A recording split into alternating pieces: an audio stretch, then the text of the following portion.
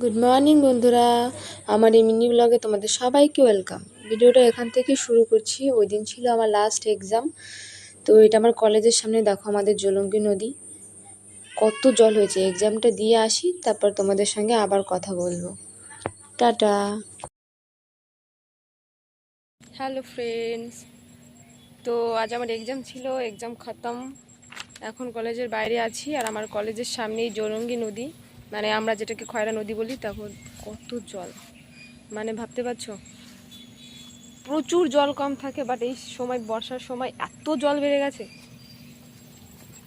দেখতে পাচ্ছ, এই যে একটুখানি নিচুতেই জল, প্রচুর জল হয়েছে। আমাদের ঘাট ভরে গেছে। অবশ্যই এটা ঘাট থেকে অনেক দূরে, আমাদের কলেজের সামনে।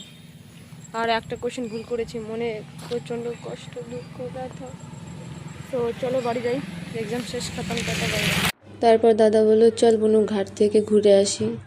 তারপর দুজনে মিলে চলে গেলাম ঘাটের ওইদিকে। আর যেতে যেতে দাদা বলছিল, দেখলি অরিন আমাদের সঙ্গে কীরকম করলো, আমাদেরকে না বলে আমাদের আগে চলে আসলো। তো আমাদের এক্সাম ছিল 9টা থেকে, তো আমাদের অনেক সকালে বাড়ি থেকে বেরোতে হয়েছে। তারপরে এই দেখো ঘাটে গিয়ে কি অবস্থা, কতটা জল বেড়ে গেছে ঘাটে। আর ওই সাইডে ওই যে নৌকাটা এই পাশের ঘাটে আসবে এবং এই সাইডে নৌকাটা ছেড়ে দেবে।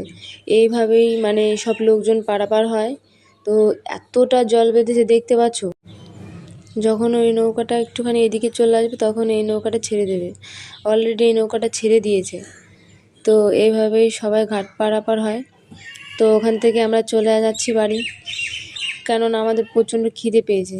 সকাল 9টায় এক্সাম ছিল, 3 ঘন্টা এক্সাম, তারপরে খিদে লেগে গেছে। তারপর আমি আর ভাই চলে গেলাম বাড়ির দিকে।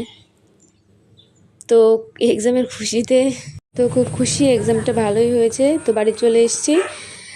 এখানে ভিডিওটা শেষ করছি। তোমরা সবাই ভালো থাকবে, সুস্থ থাকবে, আর আমাকে একটু সাপোর্ট করো প্লিজ।